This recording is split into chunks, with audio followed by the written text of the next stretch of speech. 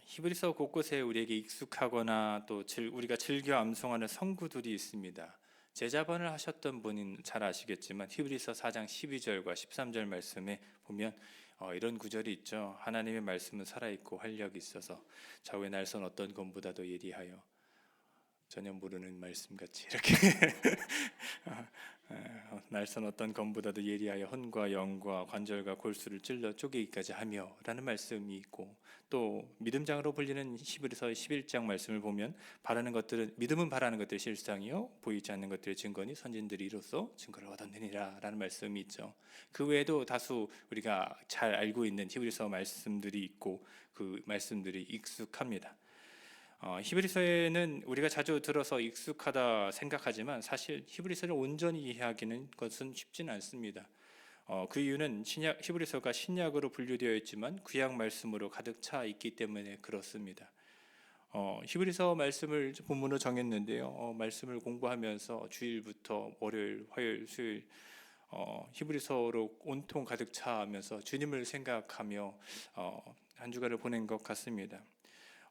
히브리서 말씀이 그만큼 어렵기 때문에도 그렇고 이 말씀을 허투루 전할 수 없기 때문에 긴장과 두려움으로 저는 준비했던 것 같습니다.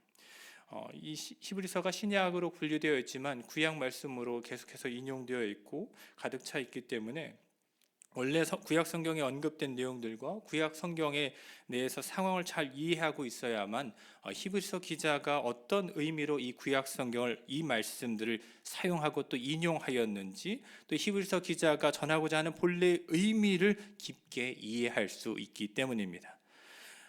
그러니까 신약 성경을 펼쳐놓고 보면서 구약 성경도 같이 펼쳐서 찾아봐야 하는 것이 히브리서입니다.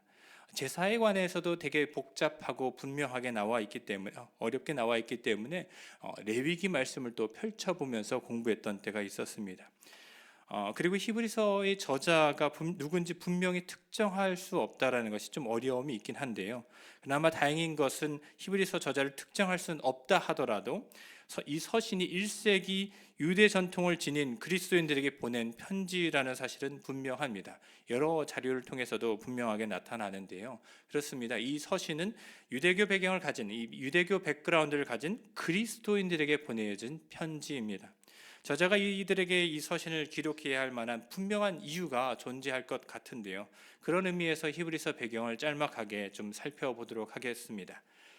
예수님을 주님으로 고백하는 히브리서의 원독자들의 신앙은 힘겹고 고통스러운 투쟁을 겪어야만 했습니다. 처음에는 예수를 믿는 믿음의 길은 결코 쉽지 않았습니다. 이들이 견뎌야 했던 것은 언어적으로 또 물리적으로 비난과 고난이 포함된 힘듦이었습니다.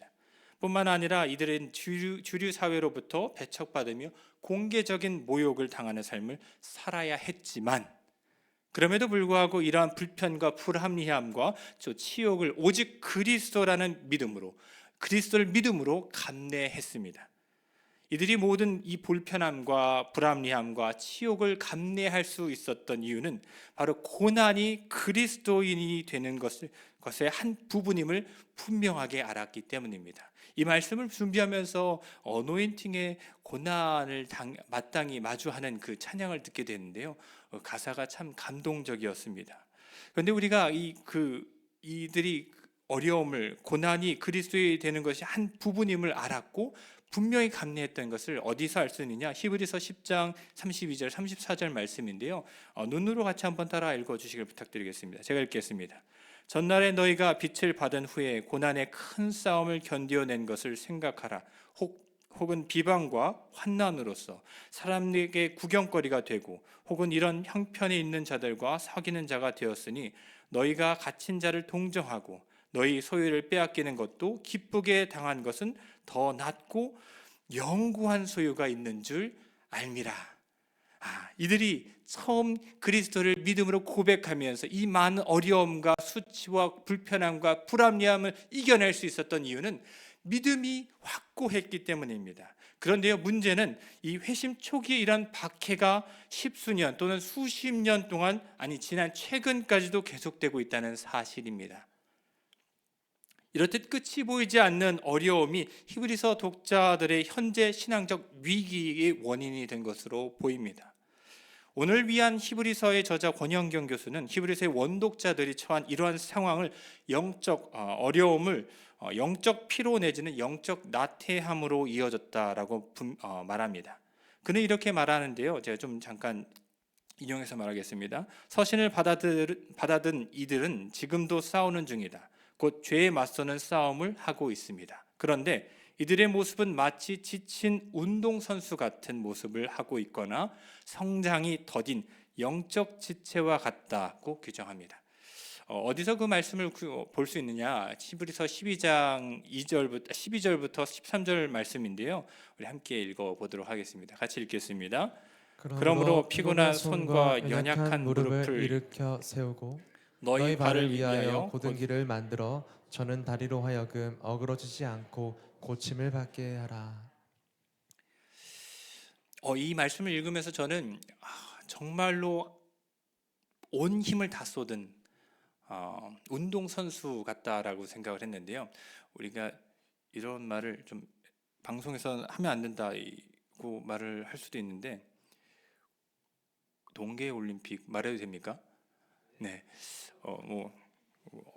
한 군데에서만 말할 수 있다고 하는 동계올림픽의 그 빙상에서 중국인 선수로 인해서 넘어졌던 네덜란드 선수가 있었습니다. 세계 신기록을 눈앞에 두었지만 인코스에서 아웃코스로 달리는 중국 선수가 양보해주지 않아서 무리한 욕심을 부려서 넘어지고 재경기를 치러야 했지만 온 힘을 다 쏟은 나머지 세계 처음 세우려고 했던 그 기록에 미치지 못하는 그러한 것을 보여준 것 같습니다. 온 힘을 다 쏟고 기진맥진할 정도. 제가 축구를 예전에 정말 좋아하진 않았는데요. 지금은 보는 것만 좋아합니다. 그 이유는 군대에서 축구를 많이 시켰기 때문이라 생각할 수 있는데, 한 게임 끝나고 끝날 줄 알았는데 두 게임을 시킵니다. 두 게임을 끝났더니 또 미니 축구를 하자고 합니다. 제 신병이었을 때 그 세 게임을 하면서 너무 힘들었던 기억이 나서 진짜 끝나고 나서 샤워를 하러 왔는데 다리가 이렇게 후들후들 떨리더라고요. 걸을 수 없는데 또 군기로 이겨내야 되지 않겠습니까? 그래서 군기로 이겨냈던 그런 어려움이 있었습니다. 지금 이 말씀을 보면서 그 일들을 떠올렸던 것 같습니다. 모든 힘을 다 소진하고 정말 지치고 지쳐서 저는 다리로 하여금 어그러지지 않게 고침을 받게 하라는 이 말씀이 이 히브리서 독자들, 그러니까 원독자들의 삶을 대변하는 것 같습니다. 그러니까 히브리서 독자들의 현 상황은 그리스도를 주로 구주로 믿었고 그로 인해 받는 불합리함과 사회적 모욕이나 어려움을 기꺼이 감내하며 믿음의 자리에 섰습니다. 그런데 문제는 이 일이 끝이 없이 계속 반복된다는 사실입니다. 믿으며 끝날 줄 알았더니 믿음 이제부터 시작입니다. 마치 결혼 생활처럼 말입니다. 결혼하면 승리했다 하면서 지지난주 우리 청년 중에 한 명이 포효를 하면서 들어갔는데 이렇게 포효를 하더라고요. 제가 그 뒤에서 그 사진을 찍으려다가 놓쳤는데요. 우리 청년 중에 한 명이 수건하던 그 결혼을 시작했는데 전 내심 이런 생각이 들었습니다. 이제부터 시작이다. 네. 믿음의 시작이 사실은 이제부터가 시작이라는 것을 우리는 좀 간과할 때가 있습니다.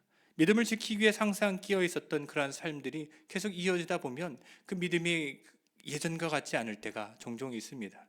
오늘 히브리서의 말씀도 그러한 독자들을 언급하는 것 같습니다. 믿음을 지키기 위해 항상 끼어 있고 경계하는 삶이 마치 끝이 안 보이는 소위 다람쥐 쳇바퀴 도는 현상처럼 느껴졌기 때문에 이들은 점차 힘겨워하는 모습을 보이며 하나둘씩 포기하고 싶어하는 상황이라는 거죠. 신학자들은 히브리서의 독자들이 수년째 계속되는 힘겨움에 상대적으로 로마 시대에 어느 정도 협조하면서 보호받고 있었던 유대교로 회귀하려 한다라고 말하기도 합니다. 어느 정도 그런 일견타당하다 말할 수 있습니다. 그러나 모두가 똑같은 마음으로 유대교를 회귀하려는 마음을 품었을 거라 저는 생각하진 않습니다. 몇몇은 좀 다를 수도 있겠죠. 모두 다 똑같진 않을 것입니다. 그중 몇 명은 그저 힘들어서 모두 다 포기하고 싶고 귀찮고 그저 조용히 잠잠히 지내려고 하는 사람들도 있었을 것입니다. 아니면 원래 이들이 유대 교인이었기 때문에 원래 생활하던 대로 흘러가는 대로 삶을 살아가는 것도 큰 문제는 없을까 하는 생각도 들지 않았을까요? 이들의 마음을 전부 다 알 수는 없지만 한 가지 분명한 사실은 끊임없이 마음과 생각을 지키기 위해 노력하고 긴장하며 애쓰는 신앙인의 삶을 사는 것이 버겁게 느껴지는 영적 피로감이 높아졌다라고 할 수 있습니다. 이로 인해서 삶의 전반에 지속해야 할 영적 투쟁보다는 다른 생각을 품기 시작하였다. 그러면서 영적, 도덕적 집중력을 잃어가고 있는 상황이라 정리할 수 있겠습니다. 신앙을 완전히 버리는 것이 아닌데 조금 내려놔도 괜찮지 않을까? 신앙의 타협점을 찾으려 하는 그런 상황이었다라고 보면 이런 것을 조금 더 이해할 수 있습니다. 때문에 히브리서는 계속해서 탁월하신 그리스도와 다른 존재들을 비교해가며 탁월하신 그리스도를 설명합니다.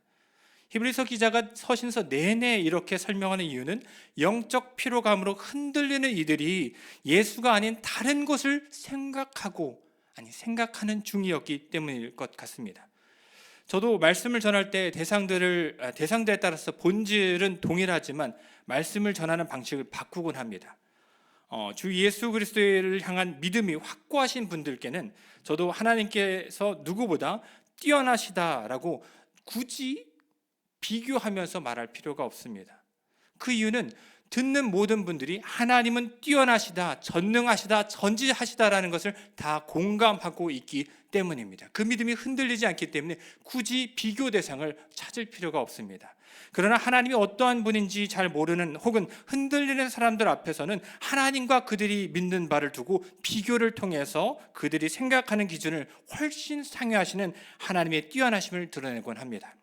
하나님을 전혀 모르는 이들에게 이들의 기준점이 되는 근거를 같이 이야기해야지 하나님이 어떠한 분이신지를 다시 한번 설명할 수 있기 때문입니다.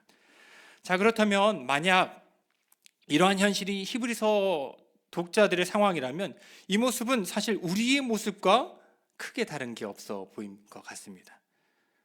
저만 흔들립니까? 저만 사시나무 떨듯이 흔들립니까? 아닙니다. 우리 모두 언제나 흔들릴 수 있고 언제나 무너지려고 하는 그런 모습을 보일 때가 있습니다. 자, 히브리서의 독자들이 이러한 모습을 갖고 있다면, 그리고 이 모습이 우리와 큰 차이가 없다면 우리는 어떻게 살아야 될지 다시 한번 생각해 보길 원합니다.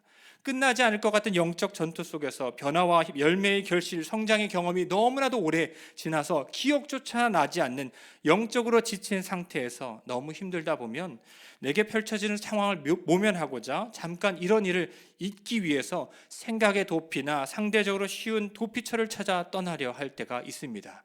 종종 우리 이런 거 하지 않습니까? 버스를 타고 가다가 사색에 잠기다가 기분 좋은 상상을 할 때가 있지 않습니까? 나만의 기분 좋은 상상, 내가 간절히 원하는 것들. 저만 그렇습니까? 공감이 잘 안 되시는 것 같은데 참 공통점을 한번 찾아보도록 하겠습니다. 힘들수록 집중력이 떨어지기도 하고 다른 이유를 생각하기도 하고 이러한 것들을 생각하는 이유 중에 정신분석학에서는 뇌가 과도한 스트레스와 감정적 고통을 겪게 되면 편도체의 과활성화가 일어나게 되면서 자신을 보호하기 위해서 회피 기제로 작동하기 때문이라 말하기도 합니다. 그러니까 집중력이 계속해서 떨어지는 것, 너무 힘들어서 집중력이 떨어지고 다른 생각을 계속해서 품게 되는 것은 우리가 너무나도 힘들고 어렵기 때문에 뇌가 자연적으로 그 생각을 하게 만든다는 것이죠. 히브리서 독자들뿐만 아니라 우리도 역시 길고 긴 신앙을 지켜내야 하는 이 걸음을 걷다 보면 때론 지쳐서 다른 길을 찾기도 하고 혹은 다른 길을 생각하기도 하고 간절히 구하기도 합니다. 그러나 분명한 것은 눈을 돌려 다른 것을 보내고 시간을 보내왔지만 그 어떠한 것도 변하지 않는다는 사실입니다. 그렇다면 우리는 어떻게 해야 될지를 짧게 말씀을 나누어 보도록 하겠습니다.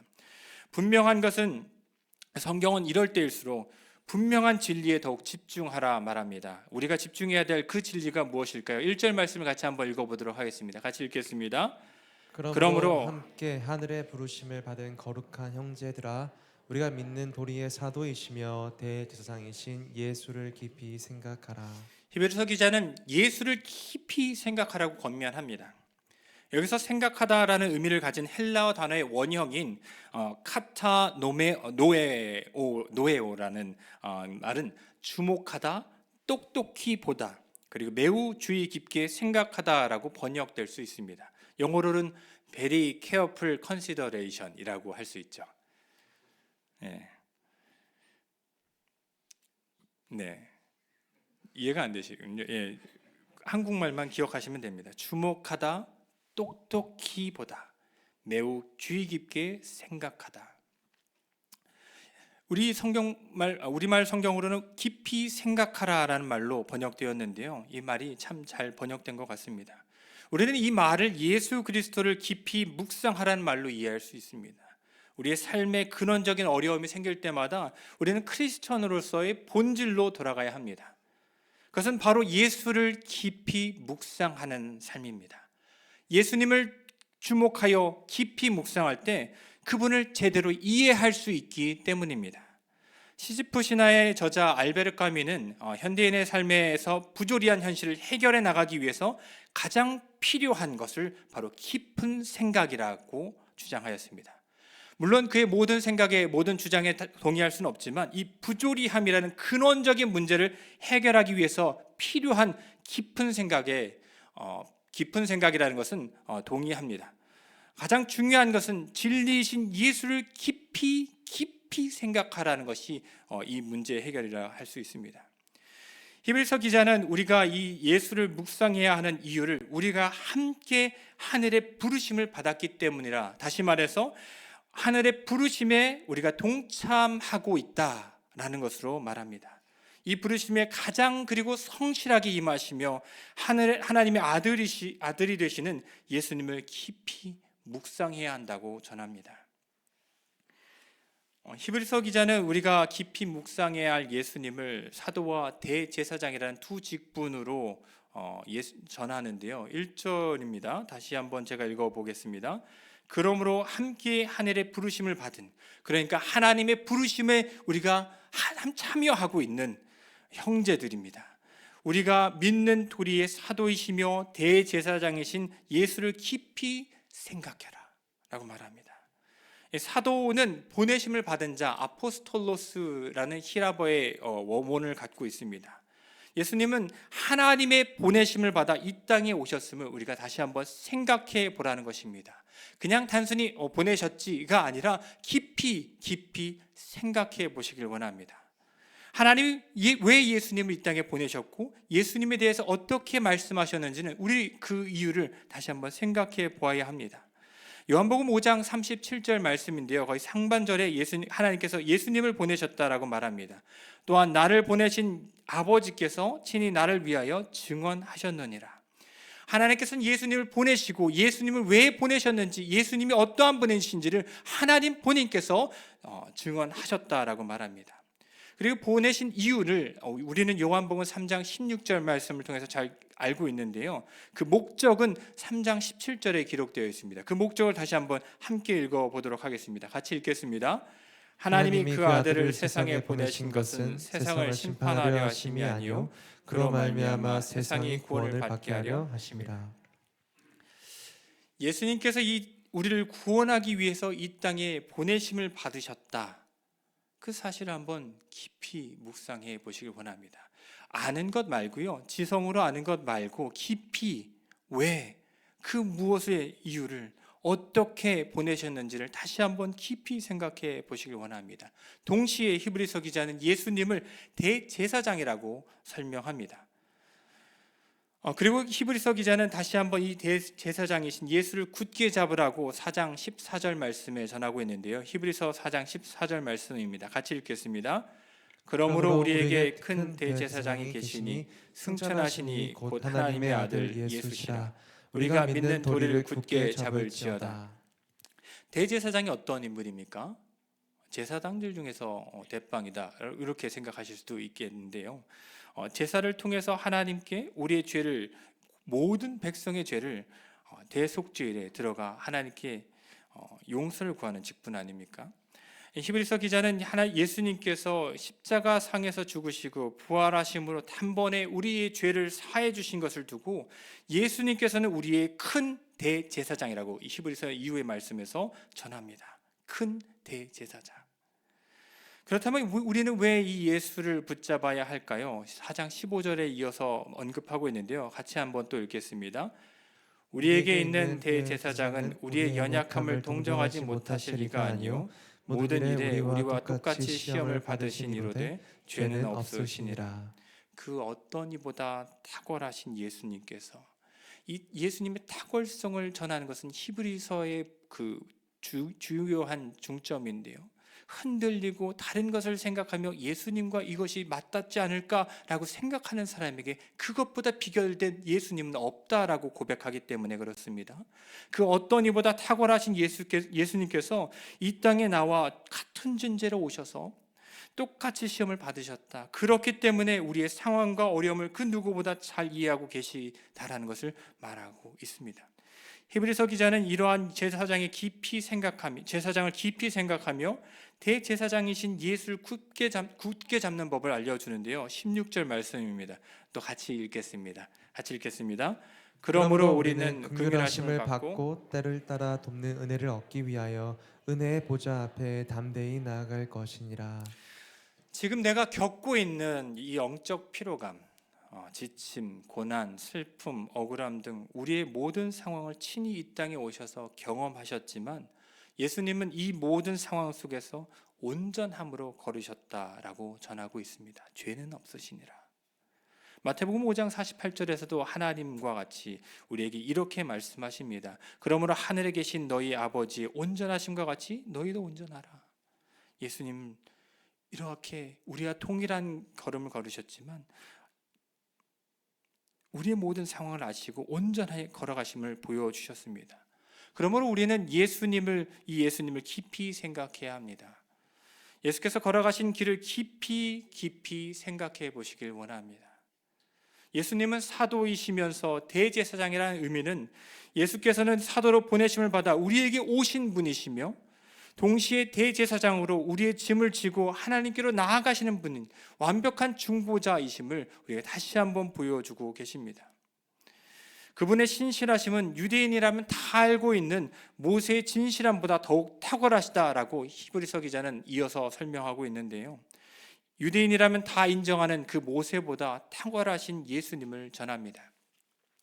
성경의 큰 사건 두 가지를 꼽으라 한다면 구약에서는 출애굽 사건이요, 두 번째 신약에서는 예수 그리스도의 십자가상의 죽으심과 부활 사건입니다. 그만큼 크게 우리가 생각하고 있는 그 모세와 보다 예수님은 더욱더 탁월하시다라고 말하고 있는 것입니다. 유대교 백그라운드를 가졌던 사람들에게 자연스럽게 힘들면 돌아갈 곳이 있는 그곳을 바라보면서 생각하고 있을 때 그것보다 더 위대하신 하나님 예수 그리스도를 생각하게 만드는 구절이 계속해서 언급되는 이유가 바로 여기 있습니다. 유대인이라면 다 인정하는 그 모세보다 탁월하신 예수님을 히브리서 기자는 계속해서 말합니다. 집을 지은 자로도 말하고 있는데요. 히브리서 3장 3절 말씀입니다. 같이 또 읽겠습니다. 그는 모세보다 더욱 영광을 받을 만한 것이 마치 집 지은 자가 그 집보다 더욱 존귀함 같으니라. 또 6절에 대해서 이렇게 집에 대해서 설명하는데요. 그리스도는 하나님의 집을 맡은 아들로서 그와 같이 하셨으니 우리가 소망의 확신과 자랑을 끝까지 굳게 잡고 있으면 우리는 그의 집이라라고 고백합니다. 출애굽 당시 이스라엘을 이끈 모세는 엄청난 영광을 받았습니다. 40일 동안 시내산에서 올라가서 하나님께서 주신 말씀을 받고 내려왔을 때 하나님의 찬란하신 영광이 모세 얼굴에 남아 사람들이 모세를 받아들일 수 없을 정도로 찬란한 영광이 비쳤습니다. 그러나 이 영광은 참빛이신 그리스도와 비교할 수 없음을 우리는 너무나도 잘 알고 있습니다. 바울은 그가 빛남으로 가린 수건은 더 밝게 빛나는 주님 앞에 가면 벗겨질 거라 전하기도 했습니다. 고린도후서 3장 16절 말씀인데요. 그러나 언제든지 주께로 돌아가면 그 수건이 벗겨지리라. 물론 이 다른 의미의 사도권을 방어하는 데에서 사용되었던 말씀이긴 하지만 모세와 비교했을 때 그리스도의 그 영광은 비교조차 할 수 없다라는 것을 말해주고 있습니다. 모세는 분명 유대인들의 모두에게 인정받는 존재였습니다. 또한 하나님께서도 그의 신실함을 인정하셨습니다. 그러나 그의 영광은 유한합니다. 그의 영광은 더 뛰어나신 주님 앞에서 벗겨질 영광일 뿐입니다. 사랑하는 성도 여러분, 제가 길게 언급했던 것들이 있는데요. 끝이 보이지 않는 상황 속에서 계속해서 다른 길을 생각할 수밖에 없습니다. 우리는 자연히 그렇게 생각할 수밖에 없는 존재입니다. 그런데 그것이 히브리서 원독자들은 모세로, 유대교로, 자신이 원래 속해져 있던 곳으로 가면 좋지 않을까라고 생각했습니다. 처음에 그리스도 예수께서 보여주신 그 상황, 우리는 반드시 고난을 받을 수밖에 없어 라고 인정하면서 나왔지만 그러한 힘든 상황이 10년, 20년, 30년, 40년, 50년, 아니 어쩔 때 보면 끝나지 않은 것처럼 보이는 그런 삶을 보다 보면 우리도 끝없는 영적 투쟁 속에서 지치고 다른 것과 타협하면 좋지 않느냐라는 혼잣말을 되뇌일 때가 있습니다. 이 길이 아닐지도 몰라. 또 다른 길이 있을지도 몰라. 잠깐 내려놔도 큰 문제 되지 않아. 끝이 보이지 않는 것 같은 영적 전쟁으로 마치 지친 운동선수처럼 쉬고 싶은 분들 분명 계실 거라 생각합니다. 아니면 삶의 변화와 성장이 더디어 답답해하는 분도 분명히 계실 거라 생각합니다.